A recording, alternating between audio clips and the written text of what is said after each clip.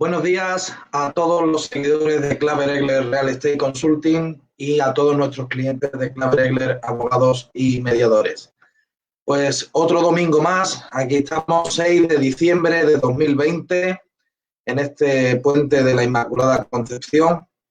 Aquí no se para, después dirán que es suerte. El trabajo debe de ser constante, debe de ser tenaz y debe de ser persistente siempre cuando uno tiene una meta. Y no lo digo simplemente por nosotros como despacho, sino este es un mensaje que tenía claro que iba a lanzar al iniciar mi directo de hoy, porque estamos viendo continuamente en esta sociedad pues que hay crisis económicas, hay crisis sanitarias, pero llevamos luchando muchísimos años con una crisis de valores. Y si los que nos quedan algo de valores no intentamos por lo menos refrendarlos o hacerlos patentes o hacerlos visibles, pues la verdad que mal va a ir lo que queda de sociedad, ¿no? Entonces, pues no es casualidad, ¿no?, que un domingo se trabaje, no es casualidad que un puente se trabaje, solo es tener ganas de superarse, afán de superación, perseguir los sueños y trabajar con ilusión por un proyecto. Y esto lo digo porque son constantes los bombardeos que nos llegan en nuestra sociedad de que todo se puede conseguir fácil, que se puede llegar a las metas sin esfuerzo y, y subliminalmente hasta nos lo meten en la publicidad invasiva, ¿no? Como por ejemplo, esto no tiene nada que ver con el tema que voy a hablar hoy, pero quería hablarlo porque aprovecho este micrófono a la sociedad que me da la oportunidad también de expresar mi opinión sobre el esfuerzo, la lucha y el sacrificio, ¿no? Hay un anuncio ahora en la tele que habla de que uno tiene el sueño de ser músico y de que los abogados, pues, ¿qué música vamos a escuchar cuando ganamos un pleito si él no hace su música? Yo lo veo muy loable, ¿no? Que la gente, pues, cumpla sus sueños como artista, pero que no dejen de formarse, ¿no? Y el mensaje que da es, bueno, vale, puedes dejar los estudios y la hermana pues incluso dice, vale, yo dejaré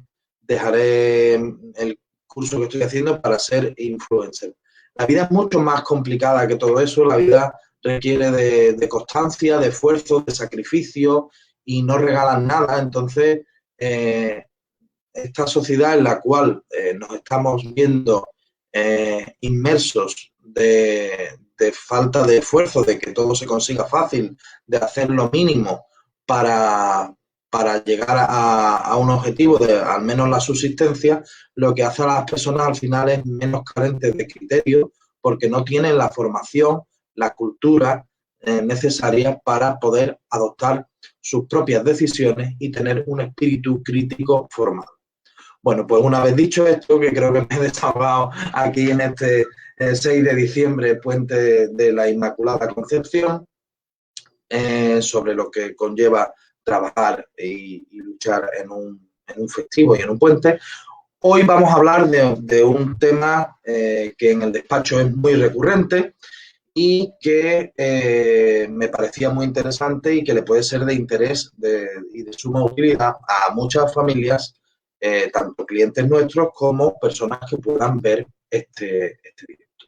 Y no es otro que el comúnmente llamado el delito por impago de pensiones alimenticias.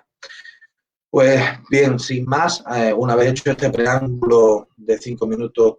instando y motivando a que las personas luchen, se esfuercen y se sacrifiquen por sus sueños y no tiren la toalla e intenten siempre ir a la mediocridad, sino que se busque la excelencia, paso a compartir la presentación que he preparado para hoy, domingo 6 de diciembre. Voy a compartiros la pantalla. Bien. Pues, para los que no nos conozcan, somos Claver Egler, abogados y mediadores. Nuestro lema siempre es haciéndote más fácil alcanzar tus metas. Mi nombre es Gonzalo Juan Fernández San Bruno Claver, soy abogado del Ilustre Colegio de Abogados de Sevilla, agente de la propiedad inmobiliaria del Colegio de Agentes de la Propiedad Inmobiliaria de Sevilla, perito tasador inmobiliario judicial, mediador de familia civil y mercantil del Ministerio de Justicia y experto en causas matrimoniales canónicas. Como cada domingo, recuerdo que pueden visitarnos en nuestra web www.clavereglerabogados.com, en la cual, como siempre digo, hemos querido ir más allá y no ser una mera web que exprese los servicios que prestamos y cuáles son nuestros puntos fuertes, sino que sea una web de utilidad para el que la visita. Y en la misma tenemos dos secciones que son herramientas y noticias, además de una tercera que son todos estos vídeos de los directos que se cuelgan cada semana para que podáis verlo en diferido cuando mejor os venga, si esta hora no habéis podido entrar a verlo. En cuanto a las herramientas, tenéis tarifas, tablas, calculadoras, simuladores, enlaces de interés, guías prácticas, modelos y una agenda con todo lo relativo a lo que concierne al derecho, que os puede ser de mucha utilidad. Y en las noticias subimos noticias diariamente de temas de máxima actualidad y de máxima utilidad y aplicación al día a día. Así que os invito a visitarla, a verla, que le deis una vuelta y le deis un vistazo que seguro que será de vuestra utilidad. Pues bien, como he dicho, hoy vamos a hablar del delito contra las relaciones familiares, en especial consideración a los delitos contra los derechos y deberes familiares, con un estudio de detalle del impago de prestaciones económicas. Para ello he utilizado como fuente en la base de datos que tenemos en el despacho del derecho, de entre todas las que tenemos, porque como siempre os digo, gozamos de todas las bases de datos que están en el mercado y además gozamos de un amplio elenco de inteligencia artificial aplicado al derecho para hacer más eficiente y más eficaz todo lo que es el trabajo jurídico y así poder prestar un mejor servicio a todos nuestros clientes. Como digo en muchos foros, estamos a la vanguardia de lo que en tecnología jurídica se trata. Pues bien, aquí tenéis nuestro mail, contacto@clavereglerabogados.com, nuestro WhatsApp business 689-415-738 y nuestra web que ya os la he especificado con anterioridad. Pues sin más dilación empezamos a comentar cuáles son los delitos contra los derechos y deberes familiares. He querido enmarcarlo para después centrarnos en el que hoy nos atañe. Y los delitos contra los derechos y deberes familiares se agrupan en tres secciones dedicadas respectivamente en los artículos 223 a 233 del Código Penal a tres grandes bloques, como ya he dicho, que son los delitos de quebrantamiento de los deberes de custodia y de inducción de menores al abandono de domicilio, los delitos de sustracción de menores, que están en la sección segunda, y los delitos de abandono de familia, menores y personas con discapacidad, encontrados en la sección tercera, que a su vez comprenden cuatro grupos de delitos. Por un lado, el incumplimiento de deberes de asistencia en el ámbito familiar, el impago de pensiones acordadas en convenio o resolución judicial, que es el que vamos a tratar hoy, y el abandono de menores o personas con discapacidad, abandono propio de menores o personas con discapacidad en su modalidad básica o atenuada por temporalidad, y abandono impropio, que consiste en la entrega indebida del menor o persona con discapacidad. Por último, la utilización de préstamos de menores o personas con discapacidad para la mendicidad, que además del tipo básico contempla también una modalidad agravada con varias alternativas: el tráfico de menores o personas con discapacidad, uso de violencia o intimidación o suministro de sustancias perjudiciales para la salud. Como podréis haber visto en esta breve exposición y encuadre de los tipos delictivos, hay una subdivisión o una diferenciación cuando la persona tiene una discapacidad o una minusvalía frente a cuando la persona no la tiene. De hecho, a la hora de esquematizarlo o a la hora de sistematizarlo, hay que establecerlos por los que son contra una persona con discapacidad frente a los que no la tienen. Pues bien, una vez hecho estas precisiones, nos vamos a centrar en el que hoy nos atañe y nos interesa, que es el impago de pensiones acordadas en convenio o resolución judicial. Pues bien, en cuanto al impago de prestaciones económicas, se tipifica un supuesto específico de incumplimiento de deberes asistenciales introducidos en el ordenamiento penal con la finalidad de asegurar a través de la sanción penal el cumplimiento del pago de prestaciones económicas fijadas judicialmente a favor de los hijos o del excónyuge, y se recogen en los dos primeros párrafos del artículo 227. Hay dos supuestos de impago de las prestaciones económicas establecidas judicialmente, bien a través de resolución judicial o mediante la aprobación de un convenio regulador, en caso de separación, divorcio, nulidad de matrimonio o en procesos de filiación o alimentos. La diferencia fundamental es que en un caso se contemplan las prestaciones que han de pagarse de forma sucesiva, mientras que en el otro se trata de cualquier otra prestaciones económicas establecidas de forma conjunta o única. Pues bien, como veréis, lo que quiere decir es que este delito se ha tipificado para presionar que se cumpla ese deber de pago de prestaciones económicas fijadas, bien sea en vía judicial o en vía de convenio regulador. La introducción en el Código Penal de este delito fue en 1989 para sancionar penalmente el incumplimiento del pago de las prestaciones económicas, y se justificó por la frecuencia de la conducta y la situación de desamparo que puede suponer para los hijos y excónyuges del obligado al pago, optando así por la creación de un delito específico. Lo que ha sido objeto de debate en la doctrina, en lugar de reservar estos supuestos a la vía civil, o en su caso acudir a otras figuras delictivas como el abandono de familia o la desobediencia. El delito de impago de pensión alimenticia no se tipifica en razón de una actitud rebelde ante la decisión judicial en cuanto tal, sino debido a que en la misma se acoge un derecho subjetivo ejercitado por la vía judicial y que es vulnerado por quien se encuentra obligado a cumplirlo. Vulneración del derecho subjetivo que, por la importancia de este y por su afectación a bienes jurídicos básicos, es merecedor de sanción penal. Así lo estableció la Audiencia Provincial de Baleares en 11 de abril de 2016. Pues bien, antes de ver el bien jurídico, voy a ver si hay algún tipo de cuestión o comentario. No tenemos ningún comentario.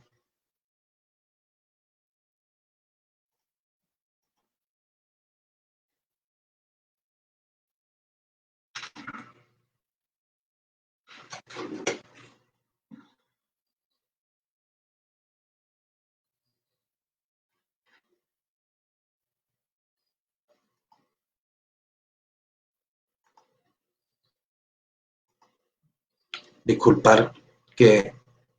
he tenido un fallo con la diapositiva.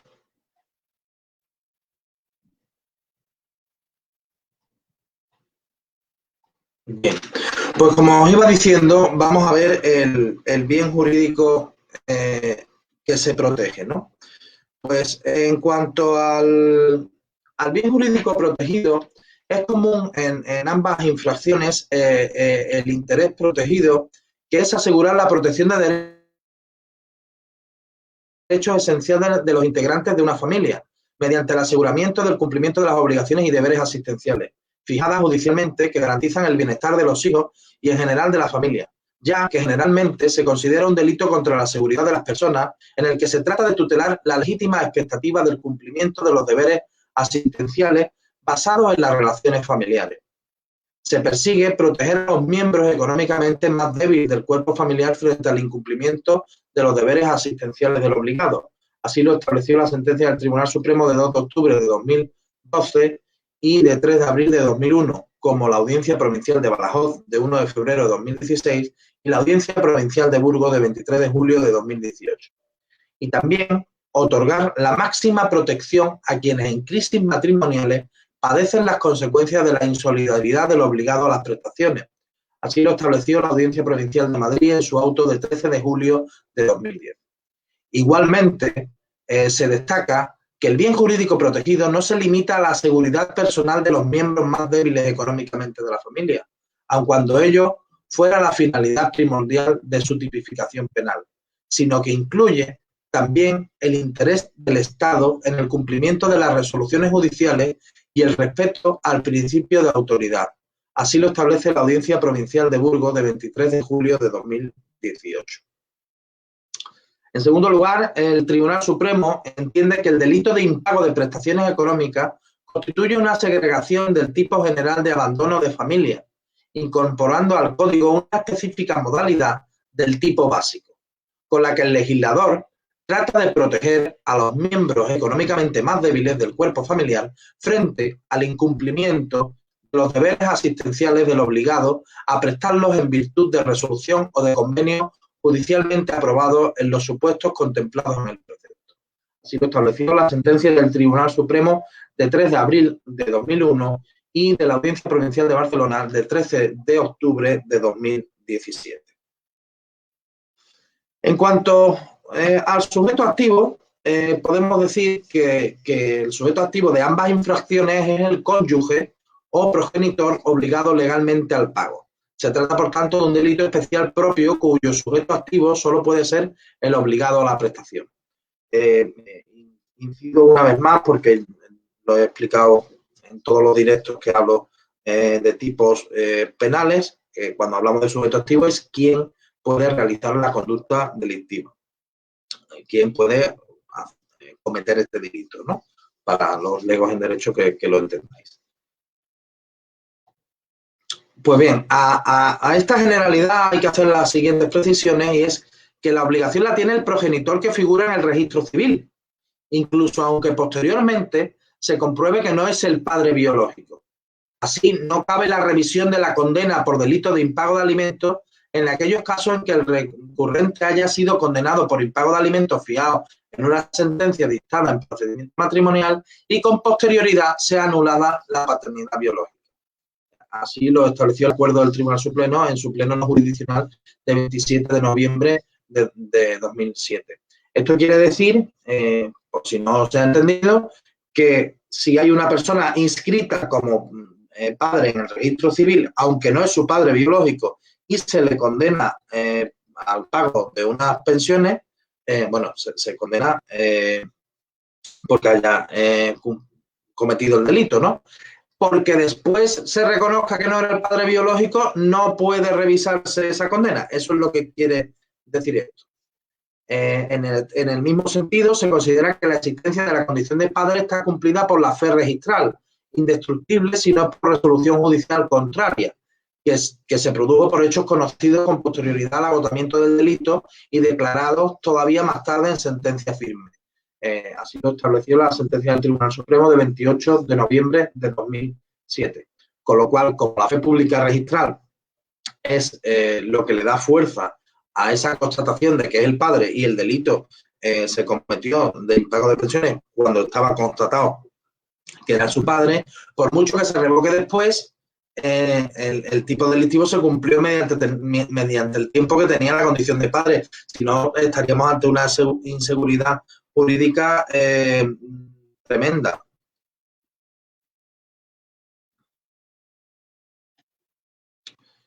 Igualmente, sin con posterioridad a dicho impago, una sentencia declara que el sujeto pasivo no es hijo biológico de quien estaba obligado a pagarle los alimentos, no por ello ha dejado de existir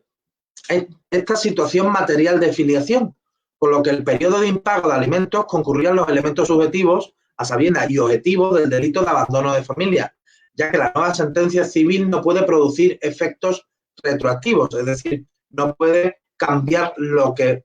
sucedió con anterioridad. Eso es el efecto retroactivo, digamos, ir para hacia detrás. Así lo estableció el auto del Tribunal Supremo de 10 de noviembre de 2011. En el ámbito civil, el Tribunal Supremo ha negado la procedencia de la devolución, basando su decisión en uno de los casos, entre otros argumentos, en la idea de que los alimentos, como las demás obligaciones que integra la potestad de los padres, velar por ellos, tenerlos en su compañía, educarlos, formarlos, representarlos y administrar sus bienes, así lo establece el artículo 154 del Código Civil y el propio hecho de la filiación en su artículo 111 del Código Civil, ha surtido sus efectos en cada uno de los momentos de la vida del niño, porque la función de protección debía cumplirse y el hijo debía de ser alimentado, lo que impide que pueda solicitarse su devolución por el hecho de que no coincida la paternidad real basada en la realidad biológica con la formal. Esto tiene su pleno sentido, pues aunque pasen 20 años y de repente se sepa que el hijo no es biológico, no tiene sentido que se devuelvan unas cantidades cuando estaban hechas para sacar adelante a ese menor, ¿no? Entonces, bueno, pues si tú has cumplido con tu función de padre y tenías esas obligaciones, pues porque con posterioridad se determine que no eres el padre, la misión tenías que cumplirla en ese momento, porque, como he dicho, produciría una inseguridad jurídica tremenda, retrotraer, irnos hacia atrás en esta cuestión, ¿no? Los pagos se hicieron en definitiva como consecuencia de una obligación legalmente impuesta entre quien pagaba y quien se beneficiaba de dicha prestación, y es efectiva hasta que se destruye esta realidad biológica mediante sentencia dictada en proceso de impugnación de la filiación matrimonial. Así lo establece la sentencia del Tribunal Supremo de 24 de abril de 2015 y de 13 de noviembre de 2018. En cuanto a los sujetos pasivos, es decir, quién puede sufrir este delito, pues en relación con los sujetos pasivos del delito, el Tribunal Constitucional ha reiterado que el artículo 227 del Código Penal comprende la tutela de los derechos de todos los hijos, sean o no matrimoniales. Así lo establece la sentencia del Tribunal Constitucional 67/1998 y 84/1998. Pero a esto hay que hacer las siguientes precisiones. Es indiferente para los hijos sujetos pasivos del delito a efectos del pago ya realizado que se haya declarado posteriormente la no paternidad biológica del obligado al pago, ya que el deber prestacional de alimentos estaba vigente al tiempo de la omisión, por lo que era exigible y su incumplimiento lleva consigo el ilícito penal. El legislador penal ha querido reforzar el cumplimiento de obligaciones que son debidas en función de una resolución judicial perfectamente válida, sin perjuicio de que al permitirse la investigación de la paternidad pueda suceder que años más tarde se determine que la paternidad legal no coincide con la biológica. Así lo establece la sentencia del Tribunal Supremo de la Sala Segunda de 2 de octubre de 2012. Y esto es en el hilo de lo que he ido ya explicando con anterioridad. Hay unas obligaciones en un momento dado y se han incumplido en ese momento dado que estaba obligado al cumplimiento, con independencia de que si después se demuestre o no la paternidad o no de ese sujeto, pero en ese momento estaba obligado a ese cumplimiento y como obligado a ese cumplimiento que incumple, debe de ser investigado por este tipo de delictivo. Bien, pues antes de entrar en los elementos típicos, voy a ver si hay algún comentario. No hay ningún comentario, pues continúo con los elementos típicos. Los elementos típicos del delito, como delito de omisión propia,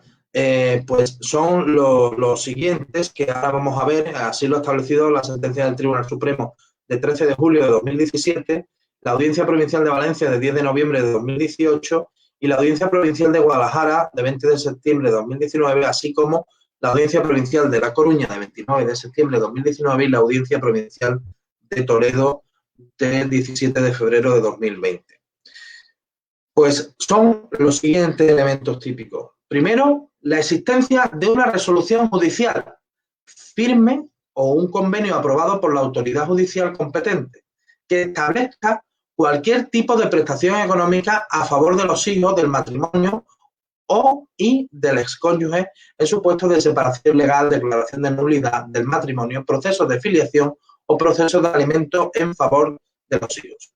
No hay delito de impago de pensiones si las insatisfechas no fueron establecidas en una resolución jurisdiccional recaída en los procedimientos referidos al impago de prestaciones económicas. Así lo establece el Tribunal Supremo en su sentencia de 21 de noviembre de 2007. Por otro lado, una conducta omisiva por parte del obligado al pago, consistente en el impago reiterado de la prestación económica fijada durante los plazos establecidos en el precepto, que actualmente son 2 meses consecutivos o 4 no consecutivos. Así lo ha establecido la Audiencia Provincial de Barcelona de 17 de abril de 2018 y la Audiencia Provincial de Madrid de 28 de marzo de 2018, como la Audiencia Provincial de Barcelona de 15 de febrero de 2012. Un elemento subjetivo configurado por el conocimiento de la resolución judicial y la clara voluntad de incumplir la obligación de prestación impuesta es el tercer supuesto que se requiere. Así lo ha establecido la sentencia del Tribunal Supremo de 21 de noviembre de 2007 y la Audiencia Provincial de Baleares de 14 de abril de 2018, así como la Audiencia Provincial de Burgos en su auto de 7 de noviembre de 2018, que no lo estima aprobado, como recoge la Audiencia Provincial de León de 2 de diciembre de 2011, y el conocimiento debe referirse a sentencia firme, como lo ha establecido la sentencia del Tribunal Supremo de 3 de abril de 2001, o autos de medidas provisionales. Se considera también necesaria, para que la conducta sea típica, la capacidad de realizar la acción por el sujeto activo, es decir, la posibilidad objetiva de cumplir con el pago o que el sujeto tenga los medios materiales para hacer frente a la prestación. Así lo ha establecido la sentencia del Tribunal Supremo de 28 de julio de 1999 y la Audiencia Provincial de Sevilla de 30 de abril de 2018, así como la Audiencia Provincial de Barcelona de 13 de octubre de 2017. Así, de acuerdo con la idea de que en todo delito omisivo es un elemento esencial del tipo que el sujeto que omite la conducta pudiera llevarla a cabo, el cambio de situación económica del obligado al pago que genera la imposibilidad sobrevenida de cumplir con este, supondría en principio, y con las matizaciones que se harán a continuación, la tipicidad de la omisión, si el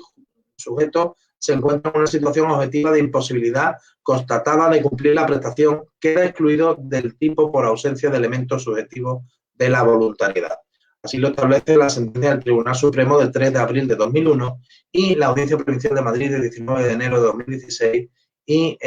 la Audiencia Provincial de Barcelona de 2 de marzo de 2016. Siempre que por el acusado se pruebe la concurrencia de circunstancias que hayan hecho imposible el pago, acreditándose así la ausencia de dolo en el impago de la prestación debida. Así lo establece la Audiencia Provincial de Madrid de 28 de marzo de 2018. Pues bien, esto lo que quiere decir, en resumidas cuentas, si os ha parecido muy técnico, es que no se puede considerar que está cometiendo un delito la persona que por sus circunstancias económicas se compruebe que no puede realizar el pago realmente y que no hay una conducta dolosa, que no hay una conducta de hacer el daño voluntariamente. Pues bien, ante esto hay que hacer las siguientes precisiones, y es que esta exigencia propia de todo delito omisivo de posibilidad de realizar la acción permite rebatir la posible inconstitucionalidad del precepto para evitar una mera prisión por deudas por no cumplir una obligación contractual, prohibida esta por el Pacto Internacional de Derechos Civiles y Políticos de Nueva York de 19 de diciembre de 1966, integrado en nuestro ordenamiento jurídico a través de la sentencia del Tribunal Supremo de 13 de febrero de 2001, de 28 de julio de 1999 y de la Audiencia Provincial de Sevilla de 30 de abril de 2018, así como la Audiencia Provincial de Badajoz de 1 de febrero de 2016.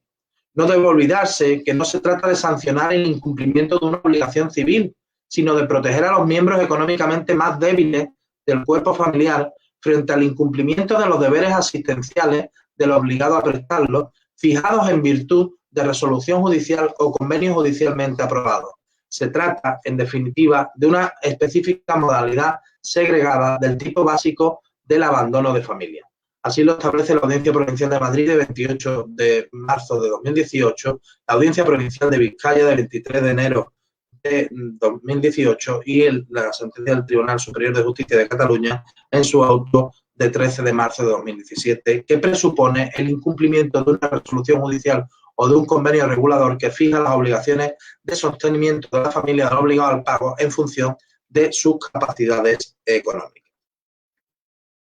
Por ello, no se admite la prueba respecto a la situación patrimonial o laboral de los hijos, al entender que la antigüedad material del delito de abandono de familia estriba en el impago de la pensión alimenticia fijada en sentencia y no en la disponibilidad de recursos de la víctima para poder subsistir de forma autónoma, lo cual habrá de ser debatido en el procedimiento de modificación de medidas de la jurisdicción civil. Así lo establece la Audiencia Provincial de Valencia de 15 de mayo de 2017. Y esto lo que quiere decir es que aquí no estamos en no cumplo con mi obligación de pensión alimenticia porque sé que mi hijo tiene ya capacidad económica por el motivo que sea. Porque no estamos hablando de una disponibilidad de recursos, sino que estamos hablando de que ha incumplido una obligación establecida por sentencia judicial. Esa es la diferencia. Y si tiene disponibilidad de recursos o no, ese menor, por lo que sea, o ese cónyuge, por lo que sea, habrá que verlo en la jurisdicción civil en la modificación de medidas que se planteen, ¿no? En ese procedimiento de modificación de medidas, pero no estaremos ante la jurisdicción penal en este supuesto. En un segundo término, se considera que son naturalmente aplicables a este delito de omisión las reglas generales sobre la culpabilidad y exención de responsabilidad cuando se acredite la imposibilidad del pago de la prestación. Así lo establece la Audiencia Provincial de Madrid de 20 de febrero de 2020, aunque alguna resolución ha entendido que la imposibilidad de cumplimiento de la prestación por insolvencia debe reconducirse a la posible apreciación de una causa de justificación, estado de necesidad no provocado intencionalmente. Así lo establece la Audiencia Provincial de Madrid de 4 de septiembre de 1997 y la Audiencia Provincial de Baleares de 26 de enero de 2009. Es posible diferenciar entre supuestos de atipicidad, o sea, la imposibilidad absoluta de pago y, por tanto, falta de capacidad de la acción y aquellos que pueda alegarse un posible estado de necesidad, dificultad o imposibilidad de cumplir con los pagos por atender prioritariamente a otras necesidades. Así lo establece la Audiencia Provincial de Madrid de 22 de julio de 2009. Carecen de toda virtualidad exonerativa, o sea, de eximir o de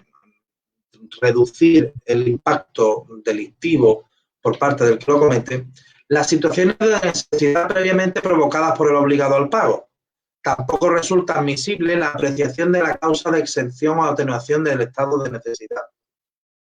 A ser al menos de igual derecho la atención de los hijos para los que se estableció la pensión respecto a los que ha tenido como consecuencia de una posterior relación. Así lo establece la Audiencia Provincial de Sevilla de 30 de abril de 2018.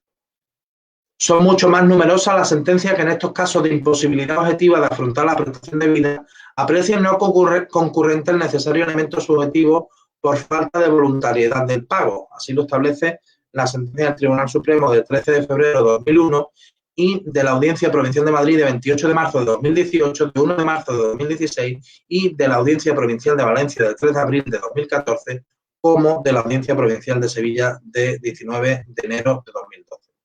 A este respecto hay que tener en cuenta que la capacidad del obligado para satisfacer las prestaciones se determina en la resolución judicial inicial, por lo que posteriormente solo cabe la posibilidad de instar la reducción de la cuantía de la prestación por la vía civil, ya que no puede convertirse el orden penal en un mecanismo alternativo de modificación judicial de las medidas adoptadas inicialmente. Entonces, una vez explicado todo esto, lo que quiere decir es que la condición económica del sujeto puede ver o tener al final una incidencia en su criminalidad o no, pero no se pueden alegar sustancias sobrevenidas o cuestiones sobrevenidas, como por ejemplo tener otros hijos con posterioridad o tener capacidad pero ser la capacidad menor. Lo que quiere decir esto es que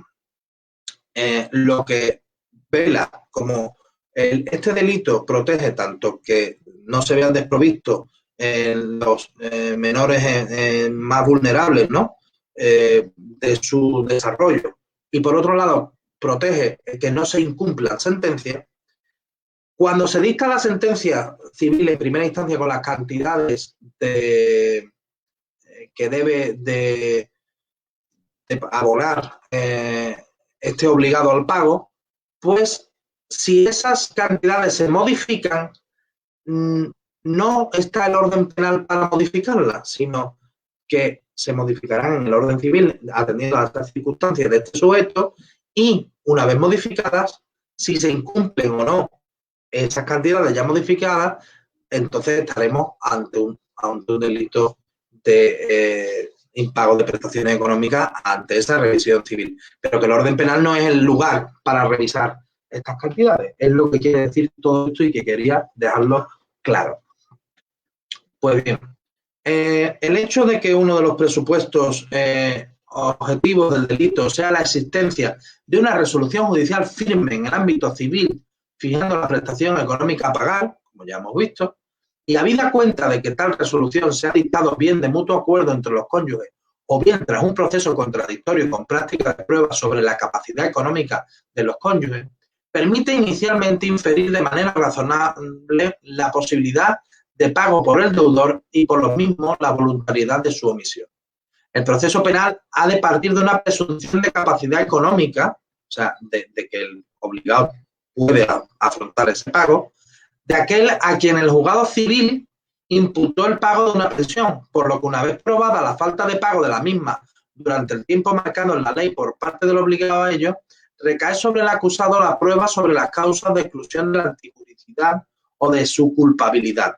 Así lo establece la Audiencia Provincial de Baleares de 16 de abril de 2018. En tercer lugar, o como tercera precisión, los frecuentes supuestos de meras dificultades para pagar regularmente si suponen un retraso mínimo o un impago de escasa cuantía, suelen considerarse irrelevantes. Así lo establece la sentencia del Tribunal Supremo del 13 de marzo de 2001. O ante la reforma por la Ley Orgánica 1/2015,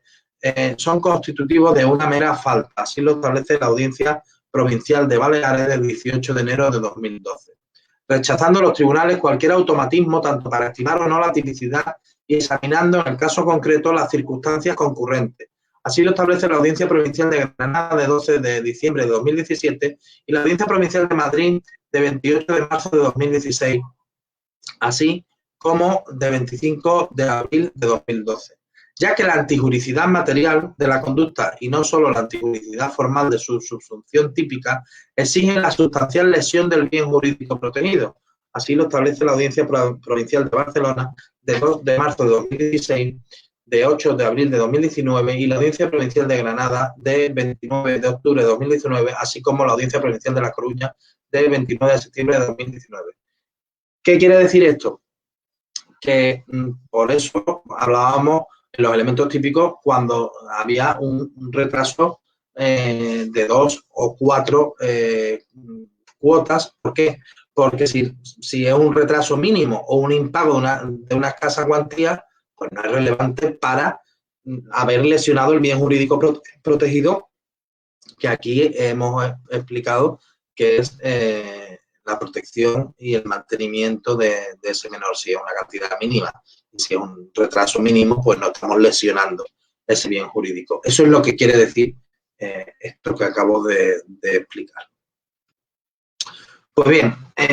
así, en casos de personas en desempleo o con ingresos escasos e irregulares que, sin embargo, hacen frente a algunos pagos parciales, los tribunales mayoritariamente consideran que no está debidamente acreditada la voluntariedad de incumplimiento. Así lo establece la Audiencia Provincial de Valladolid de 25 de noviembre de 2011. Y en cuanto acerca del dolo y su no concurrencia en caso de imposibilidad objetiva de pago por falta de voluntariedad. ¿Esto qué quiere decir? Que hay personas que están en desempleo o que su ingreso es mínimo y no lo hacen todos los meses, pero ven que de vez en cuando van ingresando lo que pueden, pues están viendo que hay una voluntad, están viendo que entonces no estaríamos ante los elementos del tipo y no podríamos verlo como una conducta reprobable antijurídicamente, ¿no?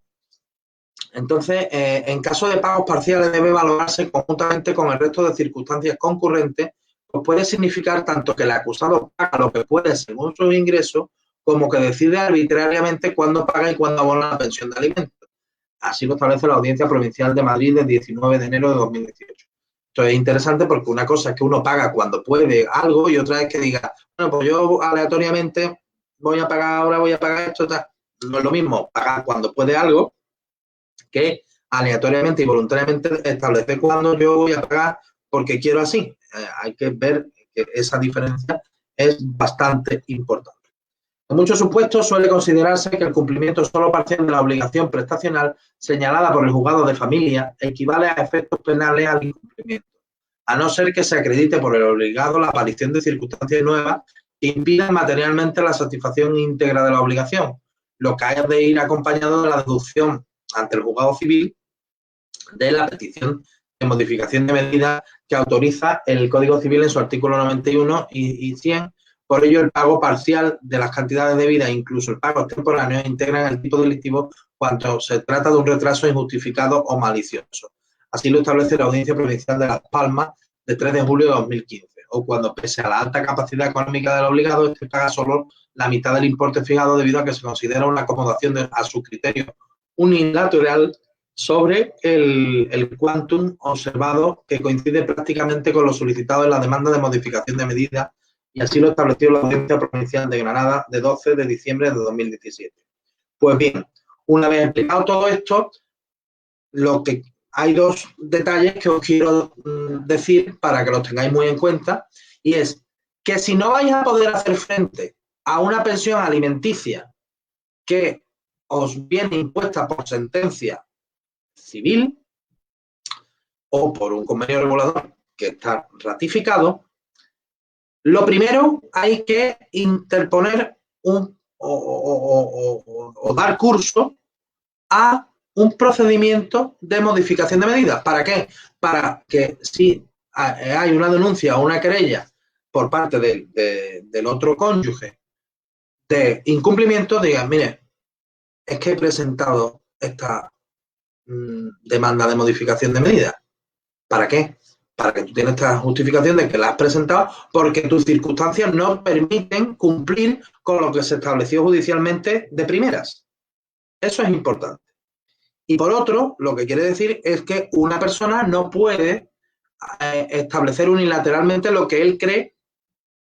que es el quantum, la cantidad que debe abonar. O sea, si yo tengo capacidad para pagar, pero veo que es desorbitado lo que se está pagando, pues digo, bueno, pues ahora voy a pagar la mitad. No, pues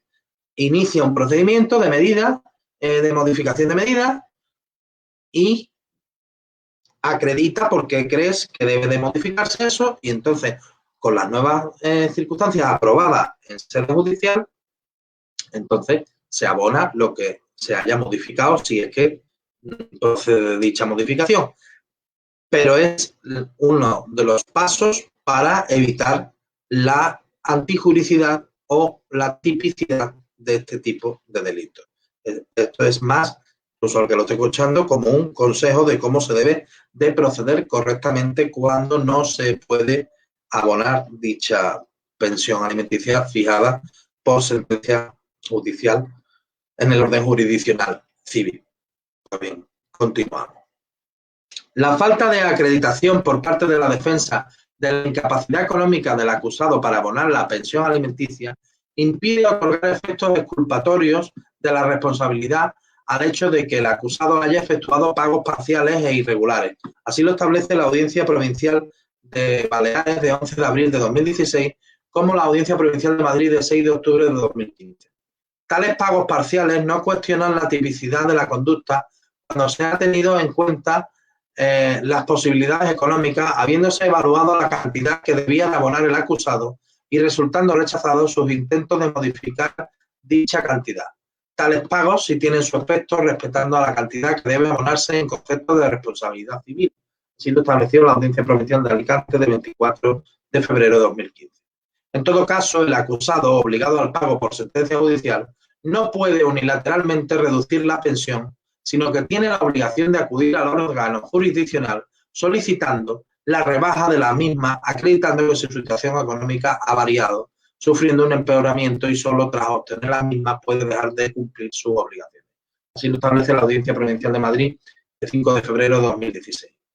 Constando datos bastantes para entender indiciariamente que la acusada ha tenido ingresos que, aunque fueran escasos, hubieran permitido el pago de cantidades bajas y proporcionadas a su situación, al no haber pagado absolutamente nada, se considera que la voluntad de incumplimiento queda objetivada. Así lo estableció la Audiencia Provincial de Navarra de 23 de abril de 2015. Esto es más de lo que antes he precisado a la hora de hacer la explicación. Aunque haya consenso en doctrina y jurisprudencia respecto a la no punición, es decir, a que no haya un castigo, en caso de que se acredite la falta de capacidad para sufragar la pensión impagada, las posiciones de ambas se dividen respecto al problema de orden práctico que origina la carga de la prueba de la capacidad o no para proceder al pago. Frente a la exigencia reiterada por la mayoría de los tribunales que la incapacidad económica corresponde probarla al acusado, por entender que es al que alega la imposibilidad sobrevenida de cumplir con su deber de pago a quien corresponde su prueba. Así lo establece la sentencia del Tribunal Supremo de 13 de febrero de 2001, la Audiencia Provincial de Baleares de 16 de abril de 2018 y el auto de la Audiencia Provincial de Guipúzcoa de 12 de abril de 2019, como en la sentencia de la Audiencia Provincial de Guadalajara de 20 de septiembre de 2019, argumentando que estamos ante un elemento impeditivo cuya prueba corresponde como tal a la defensa. Se opone la idea de que la capacidad económica del obligado, como los demás elementos del tipo, ha de probarla al menos indiciariamente y no de manera concluyente la acusación. Así lo establece la Audiencia Provincial de Girona de 21 de marzo de 2014 y la Audiencia Provincial de Barcelona de 15 de febrero de 2012, así como la Audiencia Provincial de Madrid de 8 de noviembre de 2003. Una vía interpretativa intermedia, mediante la que se pueden superar los inconvenientes a que pueden conducir las dos posiciones defendidas, se basa en que, si bien la capacidad de pago constituye un elemento del tipo objetivo del delito de impago de pensiones, cuya prueba compete a la acusación, ello no impide que su concurrencia se acredite mediante la prueba de indicios, entre los cuales adquirirá una especial significación precisamente la inactividad del obligado a la hora de instar la modificación de la resolución judicial en que se aprobó la pensión impagada. Esto, como diríamos, ¿qué quiere decir, no? Todo esto, ¿no? Tan técnico. Pues bien, esto quiere decir básicamente que la doctrina y la jurisprudencia, es decir, las personas que estudian sobre la materia y los jueces cuando dictan sentencias,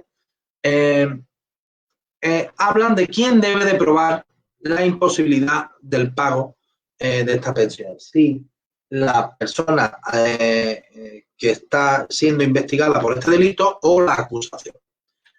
Pues bien, hay unos que dicen que lo tiene que aportar quien acusa, hay quien dice que el que se defiende tiene que demostrarlo y hay una vía intermedia que es la que acabamos de ver, pero realmente está claro que por indicio, si tú no tienes capacidad para asumir el pago, tendrá mayor peso en vez de que tú hayas hecho como comúnmente y coloquialmente se habla, la avestruz, meter la cabeza en el hoyo y no decir nada, pues tendrá más valor y más peso si tú justificas que no lo puedes pagar, si tú, como ya he dicho, has presentado un procedimiento de medidas, de modificación de medidas paterno-filiales y todo eso se aporta. Entonces se aporta y dicen, pues mira, esta persona no tiene capacidad, ha presentado todos sus justificantes laborales, de ingresos, en definitiva, sus circunstancias socioeconómicas y ha presentado un procedimiento de modificación de medidas. Pues esa prueba de indicios llevará a decir, pues mire, este hombre está aportando y poniendo toda su voluntad como elementos probatorios para este procedimiento, mientras que el que no lo apruebe, pues evidentemente, indiciariamente, se podrá demostrar que no tendrá mucho interés en demostrar su incapacidad económica o que realmente la tiene y no tiene la capacidad económica y no puede demostrarlo y por eso no aporta pruebas, ¿no? Entonces, la prueba de indicio es importante. Todo esto es lo que quiere decir esto que acabamos de ver. En cambio, se considera que entre los indicios para acreditar la capacidad de pago no puede ser suficiente por sí solo el hecho de que no se haya instado la modificación de resolución judicial en que se aprobó la pensión impagada. Así lo establece la Audiencia Provincial de Barcelona de 28 de febrero de 2018. ¿Esto qué quiere decir? Que pese a que como prueba indiciaria es muy bueno y favorable para la persona que está siendo investigada por este delito el haber aportado que ha iniciado un procedimiento de modificación de medida, pese a ello, pese a que es muy positivo, no puede ser suficiente y definitivo si por el contrario no lo ha presentado. O sea, porque no he presentado un procedimiento de modificación de medida, solamente por eso ya no es verdad que tengo incapacidad para asumir este pago y por tanto soy culpable de este delito. No. O sea, el no haber abierto el procedimiento de modificación de medida no te hace ya culpable inmediatamente. Habrá otras medidas para aprobarlo. En ese procedimiento penal abierto, pues podrás demostrar tu situación de incapacidad. ¿Qué beneficia el tener el procedimiento de modificación de medida como prueba indiciaria abierto en sede civil? Sí. ¿Que no lo tiene? No es ya elemento concluyente. Eso quiere decir este párrafo que acabamos de ver.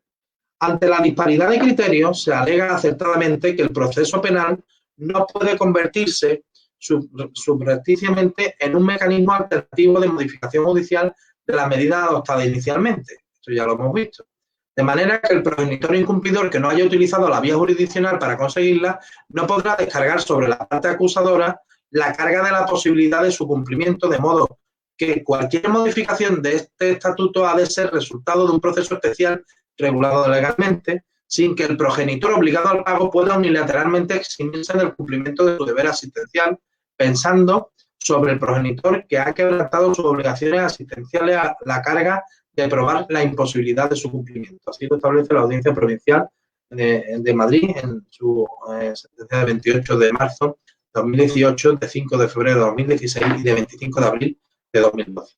Constituiría una probatio diabólica, o sea, una prueba diabólica, a cargo de la acusación determinar los ingresos del imputado en los casos muy frecuentes en que éste se instala dentro de la economía sumergida, tiene ingresos irregulares o no declarados. Así lo establece la Audiencia Provincial de Madrid de 28 de marzo de 2018.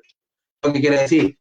Cuando hablamos de prueba diabólica es una prueba que es imposible o que es muy difícil de aportar, de demostrar y mucho es en los casos en los cuales la parte que está obligada al pago se encuentra en economía sumergida, que cobra en B, que no está dado de alta y tiene unos ingresos no declarados. ¿Cómo prueba la parte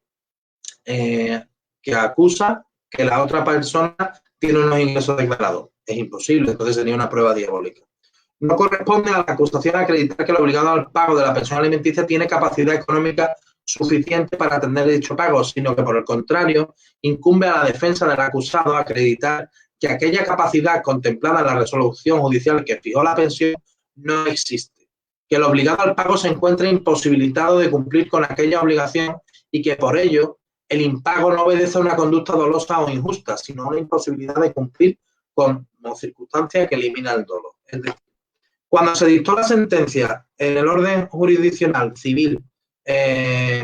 cuando en los procedimientos habilitados para ello, bien por disolución matrimonial o por filiación o alimentos, cuando se establece ahí en la sentencia del orden jurisdiccional civil, esa cantidad que se establece en consideración a unos ingresos acreditados en dicho procedimiento.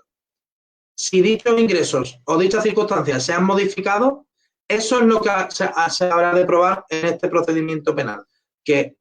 el investigado no tiene la capacidad que se acreditó en aquel procedimiento judicial para establecer dicha cantidad.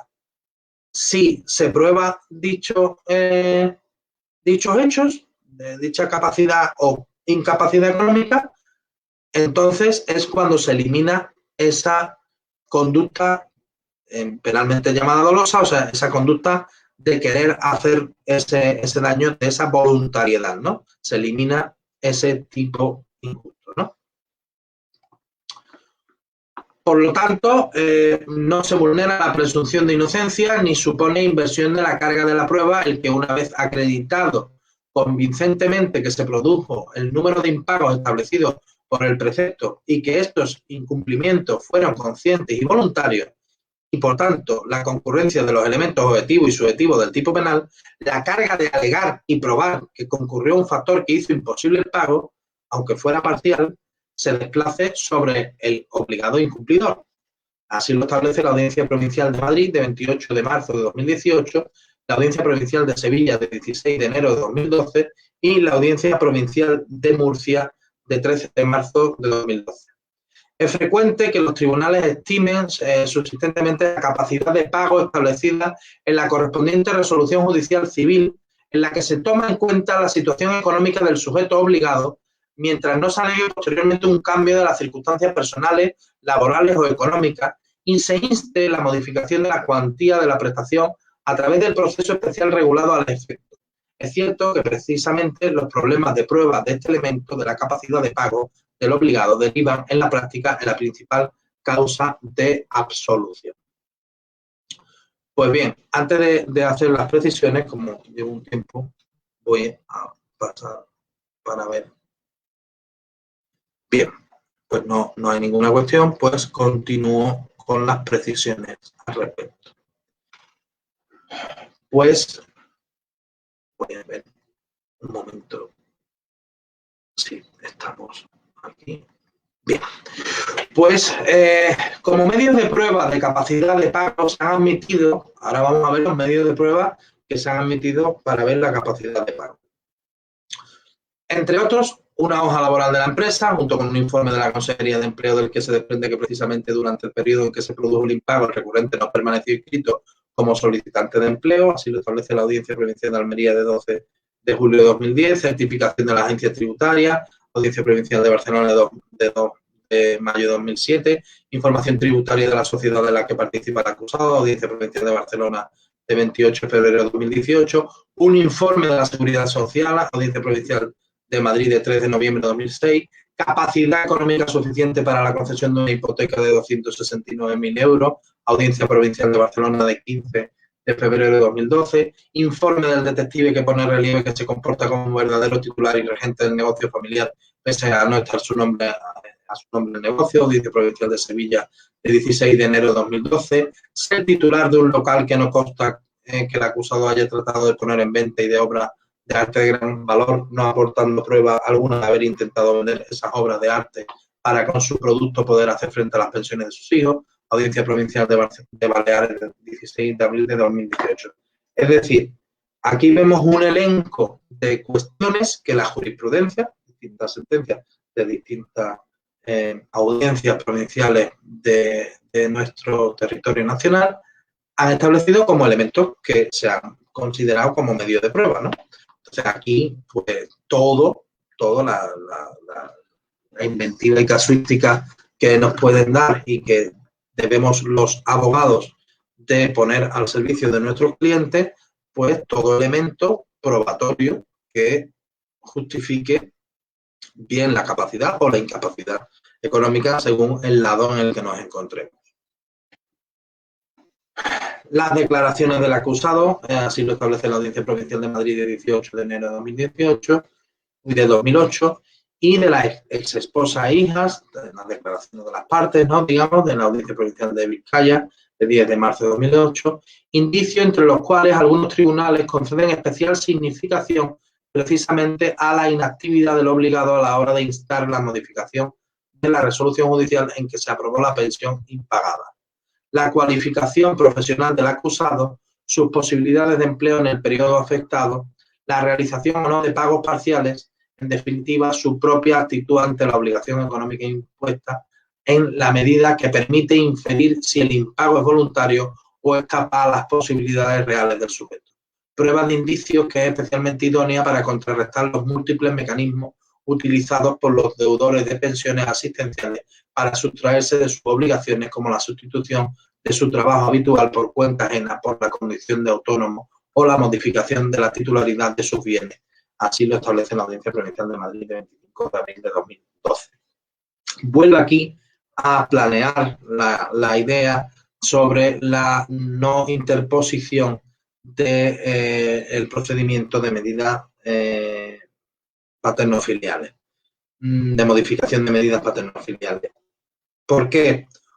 Lo he explicado antes y lo vuelvo a explicar. No es que tenga el peso definitivo, pero está claro que si tú no tienes posibilidades para hacer frente, ¿qué le temes a presentar un procedimiento de modificación con toda tu documentación bien detallada de por qué no puedes hacer frente? Si no lo presentas, hay esa sospecha, ese indicio, esa pesquisa de que si no lo has presentado, porque a lo mejor tú mismo sabes que no tienes condiciones económicas para presentarlo y que te lo aprueben, porque tus circunstancias económicas son las mismas o incluso mejores que cuando se dictó aquella sentencia que te imponía esa cantidad. De ahí el especial peso, no definitivo, pero peso que tiene el no haber presentado procedimiento de modificación de medida. No es posible, mediante el recurso de revisión, que se vuelva a discutir la concurrencia de los elementos del delito ya debatido y rechazado si nos encontramos ante datos o elementos de prueba distintos a los que ya obraban en la causa y pudieron ser valorados por el juzgador para rebatir la presunción de inocencia o fundar la alegada absoluta imposibilidad de proceder al pago. Así lo establece el auto del Tribunal Supremo de 12 de febrero de 2016. Y en cuanto a los supuestos en los que cabe revisar la apreciación probatoria hecha por el juez de instancia, debemos de ver la sentencia de la Audiencia Provincial de Baleares de 16 de abril de 2018.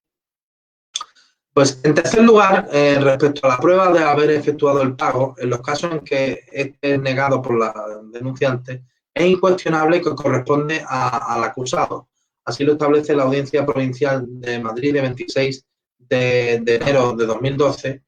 Así, cuando el acusado manifiesta que en algunas ocasiones la cantidad mensual se le entregó en mano a la denunciante, hecho que no ha sido plenamente acreditado, es obligación probarlo por quien lo alega, sin que ello sirva para afirmar que se está invirtiendo ilegalmente en el proceso penal la carga de la prueba, pues se parte de un dato positivo acreditado por las manifestaciones de la denunciante consistente en el impago durante el periodo anteriormente señalado de la pensión alimenticia. Manifestaciones que se sustentan en la resolución judicial dictada al efecto, Audiencia Provincial de Madrid de 23 de febrero de 2016. Por eso, aunque se entreguen cantidades a mano, yo aconsejo que la persona que le dé una cantidad en concepto de pensión en mano a la otra, que le firme un documentito muy sencillito de he recibido en concepto de pensión alimenticia por el mes tal, la cantidad de tanto firmado fulanito de tal o fulanita de tal, y que lo tenga como un recibo, porque como se dé la cantidad y se den en mano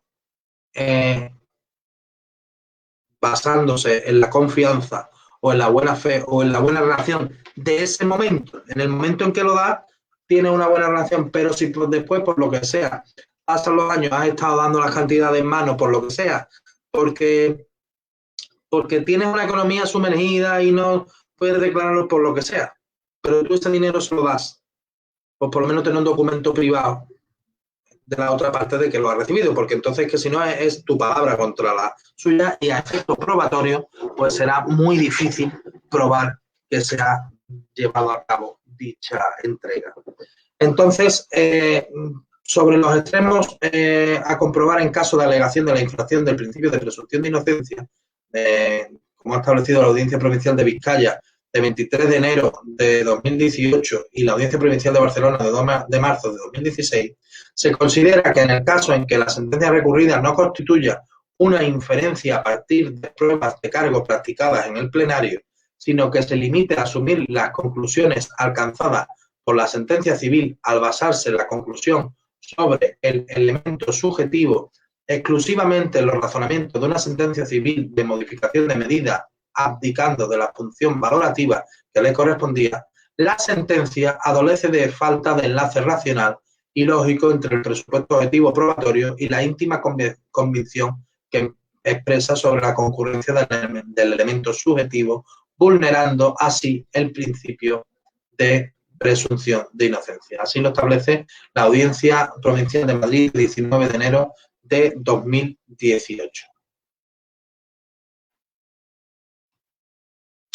Por otro lado, se castiga al que deje de cumplir cualquier otra prestación económica establecida de forma conjunta o única en los supuestos de separación legal, divorcio, declaración de nulidad del matrimonio, proceso de filiación o proceso de alimentos a favor de sus hijos, con la diferencia de que en este caso no es posible el impago reiterado. Así lo establece el artículo 227.2 del Código Penal. Se trata de prestaciones diferentes de las pensiones, como indemnizaciones, cuya satisfacción no ha de realizarse mensualmente, abarcando también la posibilidad de que deje de hacerse entrega de un capital, como se prevé en el artículo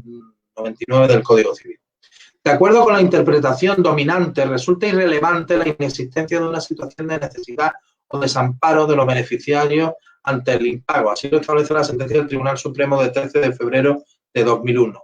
Aunque también una línea discrepante entiende que, de acuerdo con una exégesis restrictiva, es necesaria la afectación del bien jurídico, de modo que sería atípica la conducta en caso de que el beneficiario tenga medios suficientes para atender a sus necesidades. Así lo establece la Audiencia Provincial de Cantabria del 3 de marzo de 2000. No hay que olvidar que se trata de un delito de omisión propia, por tanto no toma en cuenta que tal conducta omisiva dé lugar a un resultado y, por otra parte, no parece tener sentido considerar que el cumplimiento de las obligaciones asistenciales derivadas o originadas por las relaciones familiares deba solo ser exigible en caso de que la familia tenga problemas para su subsistencia. Tal situación de necesidad solo es exigible en el artículo 226 del Código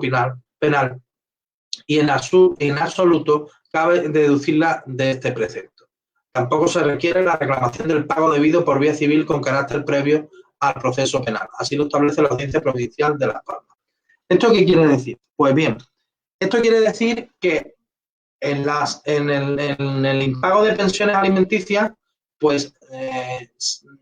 la situación de necesidad o amparo, como hemos hablado antes, pues es irrelevante. Es irrelevante, ¿por qué? Porque como se ha establecido por sentencia que hay que pagarlo, pues da igual que haya una situación de necesidad o desamparo de los beneficiarios para tú acogerte a abonarlo o no. Y por otro lado, es que ya esto lo hemos visto antes, pero esto que voy a decir ahora no. No se requiere una demanda de reclamación de cantidad por vía civil con carácter previo para acudir al procedimiento penal. Así establecido, como ya he dicho, la Audiencia Provincial de Las Palmas del 29 de marzo de 2007. Pues bien, antes de entrar en la figura del dolo, que es esa figura de querer hacerlo de manera voluntaria, de hacer daño, voy a ver si hay algún comentario. No, no hay ningún comentario ni ninguna pregunta. Se nota, me alegro mucho, me alegro si es porque estáis por ahí con la familia y estáis de puente, me alegro que hoy no haya ninguna pregunta ni ninguna cuestión. Bien, ya lo veis cuando ustedes buenamente podáis. Pues bien, voy a entrar a hablar sobre el dolo. Y se trata de un delito doloso, o sea, que requiere de la voluntariedad de cometerlo y de hacer el daño, digamos, siendo necesario el conocimiento de la obligación de pagar y de la voluntariedad en el impago. O sea, que el sujeto tiene que conocer que es obligado al pago y, por otro lado, la voluntariedad de no pagar. La Audiencia Provincial de Valencia de 10 de enero de 2018 así lo ha establecido y también la Audiencia Provincial de Barcelona en su sentencia de 13 de octubre de 2017 y de 2 de marzo de 2016. Voluntariedad, cuando hablamos de voluntariedad, hablamos de una voluntariedad reiterada de no pagar, en el sentido de que pudiendo hacerlo, el obligado no paga porque no quiere. Así lo establece la Audiencia Provincial de Madrid de 18 de junio de 2014 y la Audiencia Provincial de Barcelona de 15 de noviembre de 2005. El dolo en la conducta del acusado se infiere de forma racional desde el impago de lo adecuado sin justificación alguna para esa conducta, como resulta de la permanencia en la desobediencia al abono del obligado y el propio comportamiento procesal del acusado, así lo establece la Audiencia Provincial de Madrid de 28 de marzo de 2018. Y no se entiende acreditado el dolo cuando no existe una voluntad de impago, sino discrepancia en cuanto a los importes concretos a pagar estimándose en ocasiones por los tribunales el pago parcial de las cantidades debidas como evidencia de la ausencia del dolo requerido. Es decir, que no hay una mala intención, sino, oye, mira, yo no considero que sean 350 euros, pero pienso que son 300, y hay una discrepancia, entonces los tribunales establecen que hay un pago parcial, pero no hay ese dolo acreditado de esa voluntariedad ante el impago. Así lo ha establecido la Audiencia Provincial de Albacete de 3 de abril de 2012, la Audiencia Provincial de Sevilla de 19 de enero de 2012, la Audiencia Provincial de Barcelona de 12 de marzo de 2012 y la Audiencia Provincial de Madrid en su auto de 13 de julio de 2010. En las precisiones que hay que hacer al respecto de ello es que la jurisprudencia ha establecido al respecto la necesidad de estar al caso concreto, evitando considerar típico por mediar voluntad de impago todo incumplimiento parcial de la prestación, por insignificante que sea la cantidad impagada o el mínimo retraso en el pago, o bien considerar atípico todo abono parcial. Así lo establece la sentencia del Tribunal Supremo de 13 de febrero de 2001, de la Audiencia Provincial de Madrid de 28 de marzo de 2016, de la Audiencia Provincial de Murcia de 16 de septiembre de 2015 y de la Audiencia Provincial de Granada de 29 de octubre de 2016. Ello ha llevado a una jurisprudencia variable en función de cada caso. Así se ha absuelto por el impago durante el tiempo en que los cónyuges se reconciliaron, Audiencia Provincial de Madrid de 3 de abril de 2006, o en caso en que el padre no paga mientras tiene consigo a sus hijos por vacaciones, Audiencia Provincial de Zaragoza de 14 de marzo de 2005, o en caso de mero retraso en el pago, Audiencia Provincial de Burgos 18 de marzo de 2009, mientras que otras veces se condena por hechos similares impago durante las vacaciones que pasa junto a los hijos, Audiencia Provincial de Alicante de 30 de abril de 2002. ¿Qué quiere decir? Que hay disparidad de criterios. Aquí estamos viendo que cuando el padre durante las vacaciones no ha pasado la pensión porque han tenido, mira, los tengo conmigo, estoy costeándolo yo todo este mes y este mes no lo pago. Y ahora va y la otra parte pues lo denuncia. Pues aquí lo hemos visto. Hay una sentencia que de la Audiencia Provincial de Zaragoza de 14 de marzo de 2005 que estimó que no había incumplimiento por tener a sus hijos y, sin embargo, la de Alicante de 30 de abril de 2002 sí lo estimó, que había incumplimiento. El obligado al pago de una prestación económica judicialmente acordada no goza de la facultad de decidir el modo de su cumplimiento. Aunque se reconoce que esta doctrina debe matizarse en la jurisdicción penal, de modo que cuando la cuantía incumplida ha sido mínima, puede entrar en juego el principio de intervención mínima. Así lo establece la Audiencia Provincial de Segovia en su auto de 16 de junio de 2006. ¿Qué quiere decir? Que cuando la cantidad sea pequeña, pues entre el principio de intervención mínima penal, que es para cuestiones,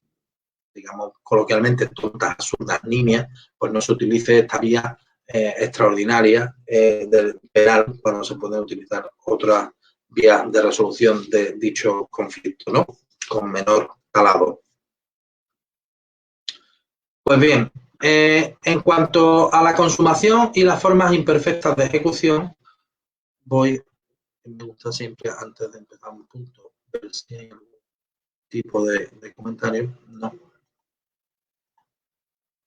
Pues en cuanto a la consumación y formas imperfectas de ejecución, la consumación se produce cuando se cumple el segundo mes de impago en meses consecutivos o al finalizar el cuarto mes de impago en meses no consecutivos. O sea, 2 meses seguidos, ya cuando ha habido dos meses seguidos se puede denunciar este hecho, o 4 no consecutivos. O sea, imagínate, durante el año no la he pagado en enero, no la he pagado en junio, no la he pagado en octubre y no la he pagado en diciembre. Pues ya ahí se puede denunciar. 4, vamos, no hay que esperar en un cómputo de un año, no son 4, son 4 no consecutivos en el cómputo que sea. El delito tipificado en el Código Penal, en su artículo 227, se configura como un delito de omisión pura, que se consuma por el simple incumplimiento durante los periodos de tiempo señalados en el precepto legal, en cuyo desarrollo se aprecian 2 fases. una de comisión, cuando concurren los elementos constitutivos del tipo, y otra de mantenimiento de la situación creada, en la que van acumulándose los impagos posteriores, sucesivos o alternos, que se configuran como elementos de la misma dinámica omisiva de reiterados incumplimientos. En la medida en que se considera que se trata de un delito de riesgo presunto o implícito, en tanto no requiere la producción de un resultado, entendido en sentido propio de lesión efectiva, ni siquiera la probabilidad de producción de un daño evaluable económicamente. Desde esta perspectiva, la conclusión razonable es la de entender que no son posibles las formas imperfectas de ejecución. Así lo establece la Audiencia Provincial de Ciudad Real de 4 de mayo de 2018, la Audiencia Provincial de Málaga de 10 de octubre de 2019 y la Audiencia Provincial de Toledo de 29 de noviembre de 2019. Esto, como ya hemos visto, lo que quiere decir es que no hace falta provocar un daño de que, bueno, de que el hijo no tenga para comer, no. El incumplimiento de la obligación de pago ya está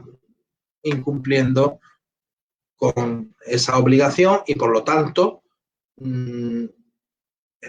cumple con los requisitos del tipo delictivo para su consumación y su ejecución del mismo. A esto hay que precisar que algún sector de la jurisprudencia discrepa en torno a si la infracción constituye delito permanente o de tracto sucesivo acumulativo, lo que afecta no solo al momento de la consumación, sino también al cómputo de plazo de prescripción y la posibilidad de estimar delito continuado o concurso real de delito la sucesión de impagos. Así lo establece la sentencia del Tribunal Supremo en su auto de 4 de mayo de 2013 y la Audiencia Provincial de Barcelona de 13 de octubre de 2017, así como la Audiencia Provincial de Áraba de 25 de marzo de 2015 y la Audiencia Provincial de Pontevedra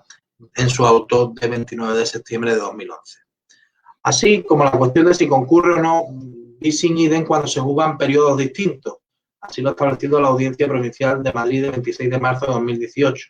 Conforme a cierta doctrina jurisprudencial, se considera que no tiene el delito de abandono de familia en su modalidad de impago de pensiones la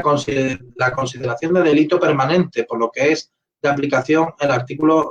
132.1 del Código Penal y que la prescripción comienza a computarse desde que se produce cada impago y no desde que se dejan de producirse los impagos. Así lo establece la Audiencia Provincial de Madrid de 28 de noviembre de 2017 y la Audiencia Provincial de Valencia de 31 de octubre de 2017.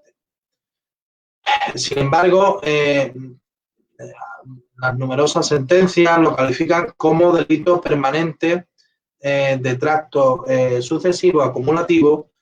considerando que esta posición constituye la jurisprudencia mayoritaria cuya consumación se inicia por el incumplimiento del periodo típico establecido en el artículo 227 del Código Penal y se mantiene hasta que cesan sin interrupción los incumplimientos o se produce su enjuiciamiento. Así lo establece la Audiencia Provincial de Pontevedra de 18 de septiembre de 2018. La Junta de Unificación de Criterios de la Audiencia Provincial de Madrid de 25 de mayo de 2007 acordó en cuanto a la delimitación del periodo objeto de enjuiciamiento en el delito de impago de pensiones del Código Penal, artículo 227, lo siguiente. El delito de abandono de familia en esta modalidad es un delito permanente de tracto sucesivo acumulativo. La acusación podría entenderse en principio a hechos ocurridos hasta la fecha de la celebración del juicio oral, delimitando las conclusiones definitivas el objeto del proceso siempre que el abogado de la defensa manifieste expresamente que no se ha producido indefensión. Así lo establece la Audiencia Provincial de Madrid de 20 de febrero de 2020. Dado que el delito exige una pluralidad de impagos, cada vez que un nuevo plazo de la obligación se cumple y no se paga, el tipo determina la secuencia temporal mínima requerida para que se consume el delito, 2 meses consecutivos de impago o 4 meses no consecutivos. Es, por tanto, lo que se ha denominado un delito de tracto sucesivo acumulativo. Se asemeja al delito continuado, pues existe una repetición de acciones, omisiones en este caso, a lo largo de un tiempo, con un similar propósito delictivo, pero la doctrina más reciente ha rechazado también la aplicación de esta figura por estimar que el por estimar que el propio precepto legal, al describir el tipo, exige la repetición de estas acciones. Así lo establece la Audiencia Provincial de Madrid de 26 de marzo de 2018. Por ello, es abundante la jurisprudencia que ha negado en principio en estos casos la apreciación de un delito continuado, ya que el incumplimiento reiterado de varios pagos periódicos no implica infringir obligaciones de pago diversas, sino una única obligación cuyo cumplimiento reiterado es de carácter periódico. Así lo establece en la sentencia del Tribunal Supremo de 4 de mayo de 2013, la Audiencia Provincial de Barcelona de 13 de octubre de 2017, la Audiencia Provincial de Girona de 21 de marzo de 2014 y la consulta que se hizo a la Fiscalía General del Estado de 1 de enero de 2017, en la cual se mantiene la determinación del dies aquem del impago. Pues bien, se alega, por tanto, que la estructura del delito ya parte de una omisión plural, el exigir un impago repetido, evidenciando que el legislador no pretendió considerar un delito diferenciado en cada caso de impago parcial. Así lo establece la Audiencia Provincial de Madrid de 24 de julio del 2000 y de 26 de septiembre de 2001. Ahora bien, en supuestos en los que transcurrido un tiempo tras su condena, de nuevo se incumple la obligación de abonar la prestación, cabe estimar, como han hecho otras resoluciones judiciales, la comisión de un nuevo delito. E incluso se ha afirmado en ocasiones la posibilidad de apreciar delito continuado, así lo establece la Audiencia Provincial de Tarragona de 20 de mayo de 2002, y la agravante de reincidencia al existir dos condenas anteriores por hechos de la misma naturaleza. Audiencia Provincial de Baleares de 14 de julio de 2010, que niega la viabilidad de apreciar delito continuado establecido en el 74 del Código Penal, y entre otras la Audiencia Provincial de Valladolid de 12 de marzo de 2014 y la Audiencia Provincial de Madrid de 12 de julio de 2018. La Fiscalía General del Estado, en relación a la delimitación del periodo de enjuiciamiento en el delito de impago de pensiones, aclara respecto al ámbito temporal de los procesos penales tramitados por delitos tipificados en el artículo 227 del Código Penal, la procedencia de extender los hechos objeto del proceso desde los primeros incumplimientos consecutivos o alternos hasta los impagos producidos hasta la fecha del juicio oral, siempre que se prueben y se garantice el derecho de defensa de las partes. Así lo establece la consulta de 1/2007 de la Fiscalía General del Estado. Considerar, por tanto, exclusivamente los impagos incluidos en la denuncia, además de plantear importantes problemas derivados de posibles vulneraciones de la prohibición del doble jeopardy que establece la sentencia del Tribunal Supremo de 26 de septiembre del 77, 1 de abril de 2003 y 22 de abril de 2004. No solo perjudica a la víctima arrojándola a una cadena de nuevas denuncias por los incumplimientos posteriores, sino que paradójicamente también es negativo para el imputado, cuyo derecho de defensa se pretende garantizar, pues podrá verse acusado en otros procedimientos con las eventuales consecuencias perjudiciales como posibles sentencias condenatorias, apreciación de las circunstancias agravantes de reincidencia o dificultades para el cumplimiento de los requisitos para la suspensión de ejecución de la pena. Esta doctrina es aplicable a la responsabilidad civil derivada del delito. Así lo establece la Audiencia Provincial de Asturias de 29 de enero de 2016 y de la Audiencia Provincial de Guipúzcoa de 22 de enero de 2016. Bueno, pues así a grandes rasgos explicar que si solo se le lleva el procedimiento por las cantidades que se le acusaron en la denuncia o en la querella solamente en ese procedimiento y se le abren tantos procedimientos como impagos sucesivos se hacen después, pues claro, si tiene sucesivas condenas, pues evidentemente después la suspensión de la ejecución de la pena le será complicado porque ya irá teniendo antecedentes de las anteriores, ¿no? Entonces, pues esas son las consecuencias perjudiciales de verse acusado en distintos procedimientos, ¿no? Eso es lo que quiere decir esto.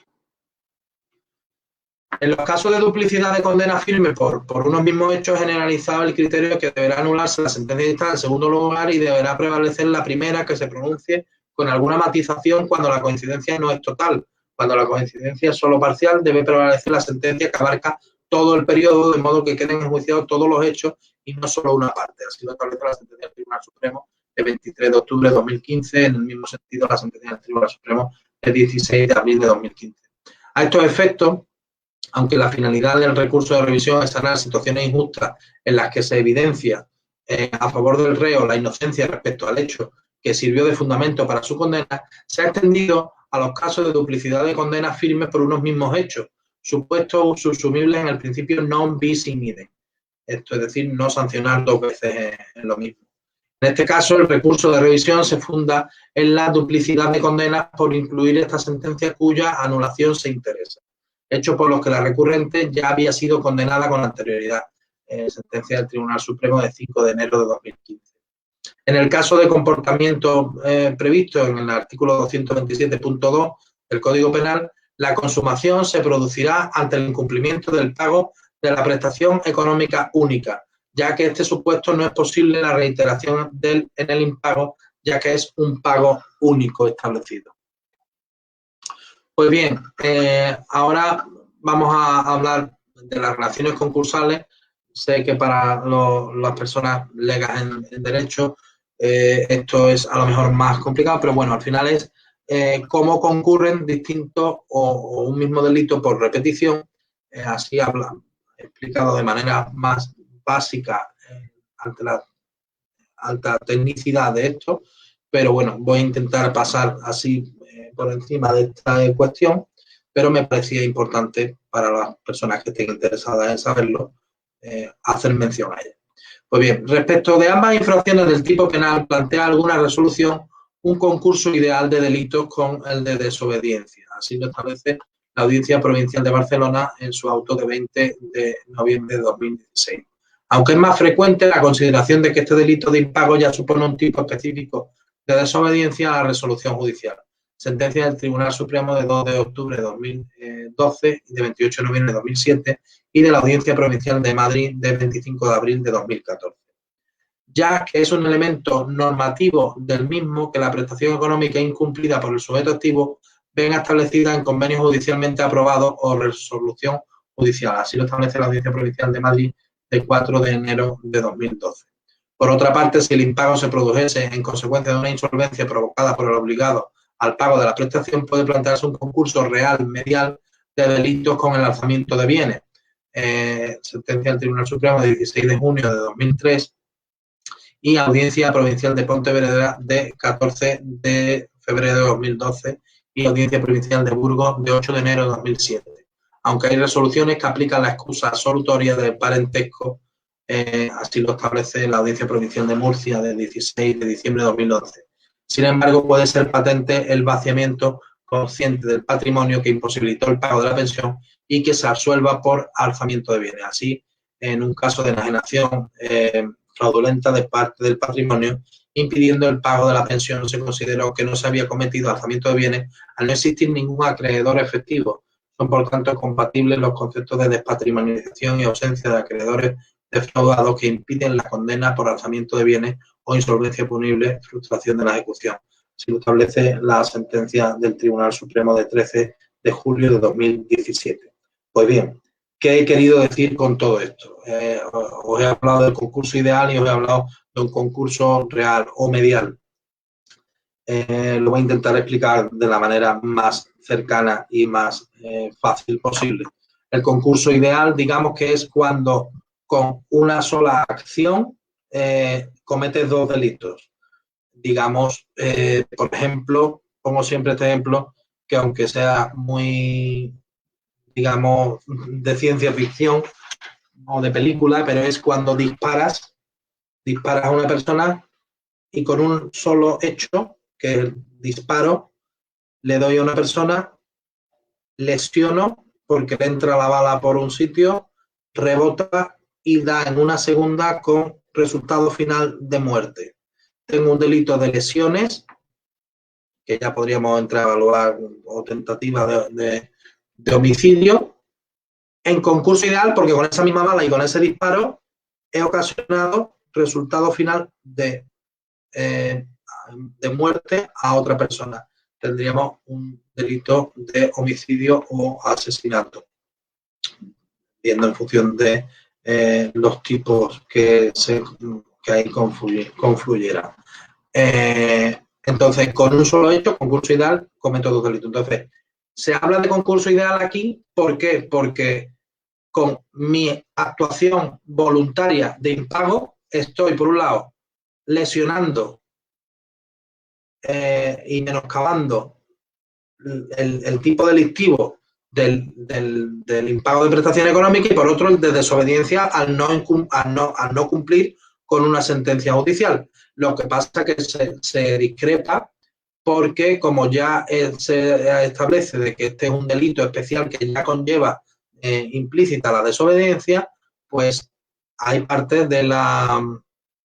doctrina que no lo ve. Y por otro lado, el concurso medial es aquel que con un hecho previo te sirve de medio para cometer otro delito. Entonces aquí se habla que lo que pasa es que como hay una relación familiar y no hay un acreedor efectivo, pues no se suelen llevar a cabo, como lo establece la sentencia del Tribunal Supremo de 13 de julio de 2017, por alzamiento de bienes o por insolvencia punible, pero se habla de concurso medial. ¿Por qué? Porque con el alzamiento de bienes o vaciamiento del patrimonio te sirve de medio para para llevar a cabo el otro delito, que es el de impago de prestaciones económicas. Esas son las dos vías que esto quiere decir y espero que os haya quedado más claro con esta explicación que yo os he podido ofrecer. En el caso de que con el impago se produjese una situación de abandono o falta de asistencia necesaria para el sustento de los hijos o cónyuges necesitados, cabe un concurso de normas con el precepto del artículo 226 en el que se discutía cuál era la aplicación preferente, ya que antes de la reforma introducida en ambos preceptos por la Ley 15/2003, la pena aplicable era la misma. Puede entenderse, sin embargo, que el precepto del Código Penal en su artículo 227 es ley especial en cuanto tipifica un incumplimiento específico de deberes de asistencia establecidos judicialmente en procesos de separación legal, divorcio, declaración de nulidad, filiación o alimentos y además las penas previstas tienen un marco penal superior más elevado. En cuanto a esto hay que hacer las siguientes precisiones y es que en el caso de que un hombre que amenazó a su exmujer con matarla, si le denunciaba por el impago de la pensión adeudada, se condenó conjuntamente con un delito de amenaza en el ámbito de la violencia de género. Así lo estableció la Audiencia Provincial de Valencia de 18 de febrero de 2011 con respecto al delito de violencia de género recogido en el artículo 171.4 del Código Penal. Pues bien, antes de hablar de la penalidad, voy a ver. Bien, no hay ninguna cuestión, pues continúo con la penalidad. En cuanto a la penalidad, se prevé una pena de prisión de un mínimo de 3 meses a 1 año, o bien como pena alternativa para evitar el ingreso a prisión de los obligados al pago, la de multa de 6 a 24 meses. Como vemos, esto es una opinión jurídica. Como pasa con el delito de ocupación, pues son delitos que la pena no llega a los 2 años de prisión, con lo cual para una persona que por primera vez hubiera incurrido en este tipo de delitos y que pues abonase la responsabilidad civil y abonase las cantidades impagadas, pues no es un delito que a priorísticamente la persona que lo incumple vaya a ir a prisión. Es un delito más para penalizar dicha conducta y que el saber que está penalizada pues obliga al cumplimiento de la misma. Es un poco como amedrentar, un poco de tener ese miedo de que si no lo cumplo pues está tipificado en el orden penal, pero no podría incurrir pues si tiene antecedentes, si tiene circunstancias concurrentes con anterioridad, pero de una primera vez no es un delito propiamente de los que por una vez cumplido este hecho, digamos, las personas investigadas y finalmente culpables vayan por el mismo solo, por ende, a cumplir una pena de prisión. Pues bien, la apreciación del atenuante de dilaciones indebidas puede suponer la aplicación de la pena mínima de multa Así lo establece la Audiencia Provincial de Madrid del 17 de febrero de 2012. Las dilaciones indebidas, para los que no lo sepan, es que el procedimiento se alargue más en el tiempo por causa no imputable a la persona investigada. Cabe apreciarla como muy cualificada a la vista de la entidad de las dilaciones, la prolongación y número de las diversas paralizaciones puesta en relación con la complejidad del procedimiento, que no justifica una instrucción de 3 años y casi 5 años hasta la sentencia de instancia y demás circunstancias del caso. Así lo establece la Audiencia Provincial de Madrid de 28 de marzo de 2016. Se ha apreciado la atenuante de reparación o disminución del daño con carácter de muy cualificada, reducción de la pena de multa en un grado en el caso de esfuerzo muy relevante del acusado para resarcir a la perjudicada de la deuda acumulada. Así lo establece la Audiencia Provincial de Murcia de 2 de marzo de 2012. Se aprecia la agravante de reincidencia cuando hay previa condena por delito de impago de pensiones por sentencias dictadas con anterioridad. Pues bien, aquí hemos visto cómo el alargarse el procedimiento o cómo reparar el daño o cómo ser reincidente afecta bien favorablemente o desfavorablemente para la persona que esté acusada o investigada de este tipo delictivo. Pues bien, en cuanto a la reparación del daño, se establece que la reparación del daño derivado de cualquiera de los delitos de los epígrafes precedentes comportará siempre el pago de las cuantías adeudadas, cláusula con la que se evita que la víctima del impago haya de acudir a la vía civil tras obtener la condena penal del obligado al pago para iniciar un procedimiento con el fin de cobrar lo que se adeuda. Se considera que la responsabilidad civil derivada del delito debe circunscribirse solo a los periodos en que se demuestre que, pudiendo cumplir con la obligación impuesta, se decide no hacerlo, y no a aquellos en los que no se pudo cumplir la misma. Así lo establece la Audiencia Provincial de Sevilla de 13 de enero de 2016. Los pagos parciales tienen su efecto respecto a la cantidad que debe abonarse en concepto de responsabilidad civil. Así lo establece la Audiencia Provincial de Alicante de 24 de febrero de 2015. Esto pues quiere decir que si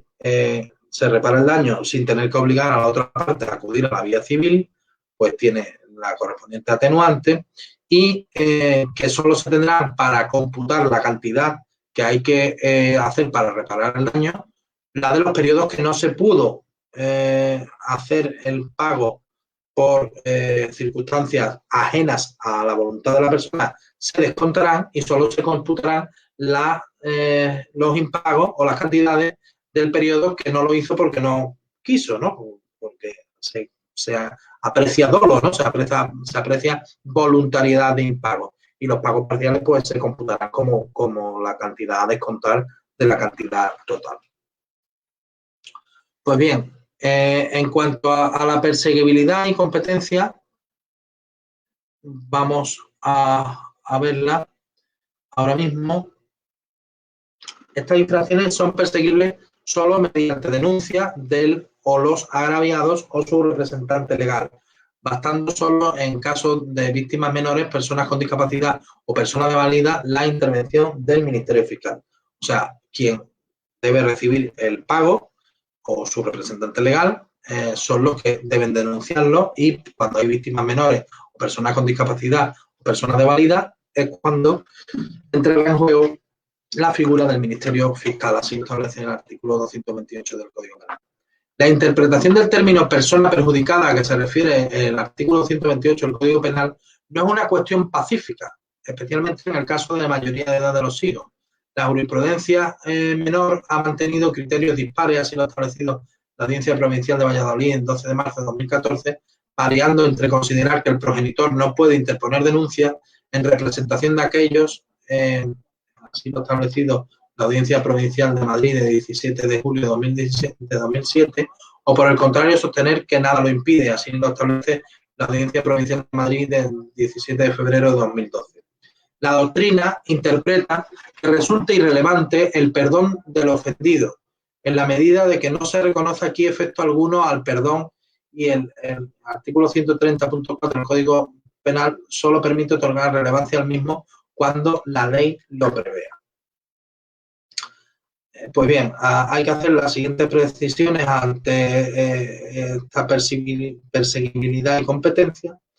En unos casos se ha sostenido que los hijos mayores de edad son los únicos que tienen capacidad legal para ejercitar las acciones civiles y penales respecto de los hechos de los que en su momento fueran víctimas, por lo que se entiende que el Ministerio Fiscal tampoco está legitimado para el ejercicio de la acción civil derivado del delito de impago de pensiones. Así lo establece la Audiencia Provincial de Madrid de 15 de febrero de 2012.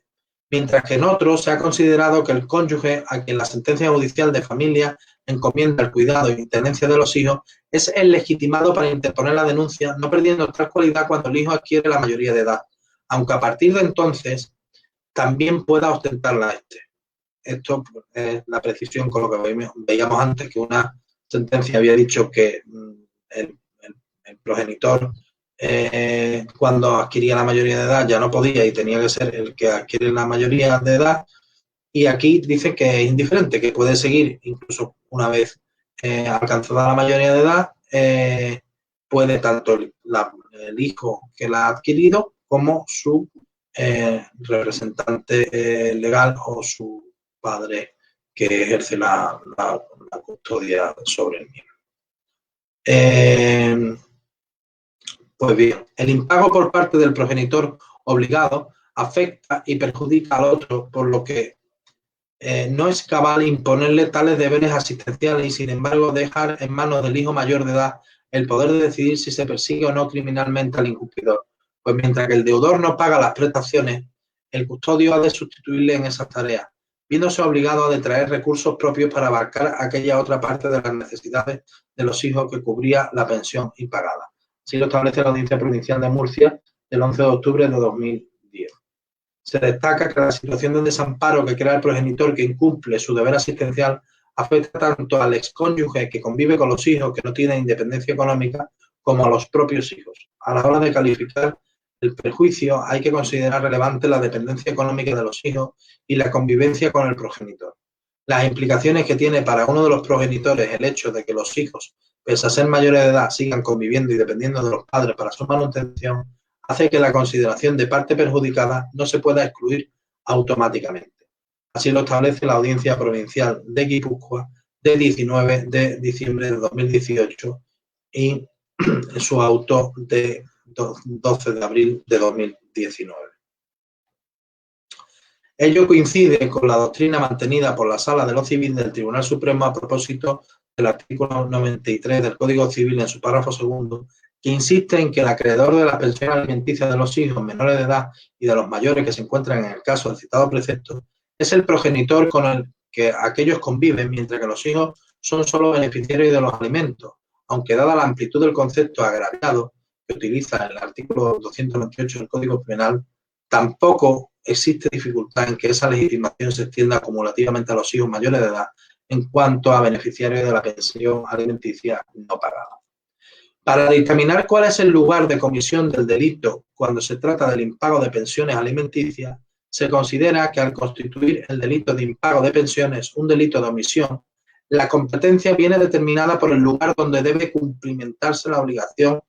que en estos supuestos no es otro que el fijado en el convenio o resolución judicial al respecto, y solo en defecto de designación o acuerdo será el del domicilio de quienes deben recibir las cantidades adeudadas. Así lo establece la sentencia del Tribunal Supremo de 9 de mayo de 2011, de 20 de noviembre de 2014, el auto del Tribunal Supremo de 24 de febrero de 2016, las sentencias del 16 de diciembre de 2016, del 12 de mayo de 2017, 18 de octubre de 2017 y el auto de 21 de septiembre de 2017, todo ello del Tribunal Supremo. En estos supuestos, el delito debe entenderse consumado en el lugar donde el denunciado debió cumplir el deber cuya infracción integra la conducta típica, y ello a pesar de que la madre con los menores beneficiarios de la pensión alimenticia tenga en la actualidad fijada su residencia en otro lugar. Así lo establece la sentencia del Tribunal Supremo en su auto de 12 de mayo de 2017, de 18 de octubre de 2017, de 24 de febrero de 2016 y de 14 de diciembre de 2016. Esto quiere decir que será será competente el juzgado del domicilio de quien debe recibir la cantidad adeudada, o sea, del menor. Pero que si ahora, cuando se tuvo que cumplir la prestación, pero si ahora se han mudado a otro lugar, pues será donde aquellos vivían o tenían la obligación de recibirla. Eso es lo último que he querido explicar. Sin embargo, el tribunal añade que el hecho de que los pagos se hayan llevado a cabo en una sucursal bancaria de una determinada localidad no significa necesariamente que ese fuese el lugar pactado expresa o tácitamente y con ánimo de obligarse, ni que no puedan producirse variaciones sobre el lugar de cumplimiento cuando en el convenio no se establece el lugar de pago de la pensión fijada, ni consta que la denunciante lo designara en forma. Así lo establece la sentencia del Tribunal Supremo de 27 de abril de 2018. La designación de una nueva cuenta por parte de la denunciante como consecuencia de su cambio de residencia constituye una circunstancia que en nada afecta a la acción incumplidora del investigado y no puede condicionar los efectos jurídicos tan decisivos del Forum Delicti Commissi. Así lo establece el Tribunal Supremo en su auto de 4 de mayo de 2017. El Forum Delicti Commissi es el lugar de comisión del delito, para que no entienda este aforismo y latinaco. Y en tercer lugar, la apreciación de la prescripción debe hacerse de oficio. Constituye doctrina consagrada de que la prescripción debe ser estimada concurrente a los presupuestos sobre que se asienta, aunque la solicitud no se inserta en el cauce procesal adecuado y dejen de observarse las exigencias procesales formales concebidas al efecto en aras de evitar que resulte condenada una persona que, por especial previsión y expresa voluntad de la ley, tiene extinguida la posible responsabilidad penal contraída, pudiendo ser proclamada de oficio en cualquier estado de procedimiento en que se manifieste con claridad la concurrencia de los requisitos que la definen y condicionan. Así lo establece la Audiencia Provincial de Barcelona de 13 de octubre de 2017. Pues bien, con esto hemos acabado todo lo relativo a lo que es el delito de impago de pensiones alimenticias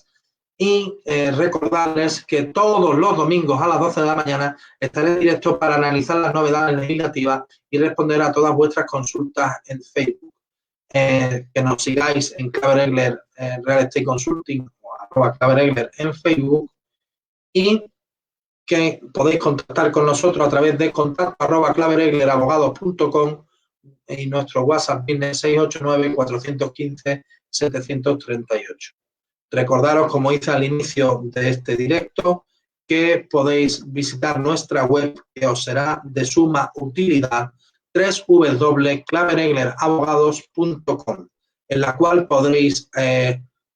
disfrutar de las herramientas que hemos preparado para vosotros, en las cuales tendréis tarifas y tablas, calculadoras, simuladores, enlaces de interés, guías prácticas, modelos prácticos para poder descargaros, agenda con toda la actualidad jurídica y todas las fechas relevantes a efectos de obligaciones por parte de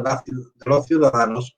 Y por otro lado, noticias diarias actualizadas diariamente con los temas de máxima actualidad, con una aplicación práctica de muchísimo valor para el que la visita, así como los vídeos que están en nuestra web. Todos estos directos se suben a nuestra web para que podáis verlo cuando queráis, a la carta y en el momento y el lugar que os sea más oportuno. Pues bien, muchísimas gracias por vuestra atención y ahora mismo, pues como siempre digo, estoy disponible para cualquier cuestión que deseen plantearme. Me vuelvo a la aplicación inicial. Y nada, aquí como otro domingo más, hemos estado a vuestra entera disposición, a vuestro entero servicio y, como siempre digo, esto lo hago como forma de devolverle un poco a la sociedad todo lo que la vida me ofrece, todo lo que Dios me posibilita. En este puente tan especial de la Inmaculada Concepción, de ese dogma de fe establecido por la Iglesia con tanta importancia para nosotros, es un puente para los cristianos de mucho recogimiento especial para preparar la venida de tal acontecimiento que tendremos el 25 de diciembre. Y bueno, pues son días de estar en casa preparando un poco nuestro hogar y nuestra familia y nuestros corazones para la venida de nuestro Salvador Jesucristo, y días especiales en estas dificultades que estamos atravesando, pero que con el amor, con la solidaridad, con el esfuerzo, con la tenacidad, con la constancia, en definitiva, quien los predique y quien no los predique, quien los practique y no los practique, los valores cristianos nunca están de más, aunque las creencias sean otras. Siempre la solidaridad, siempre el amor al prójimo, siempre el dar de sí antes de pensar en sí, están siempre el que dan recibirá. Siempre esos valores nos hacen más, digamos,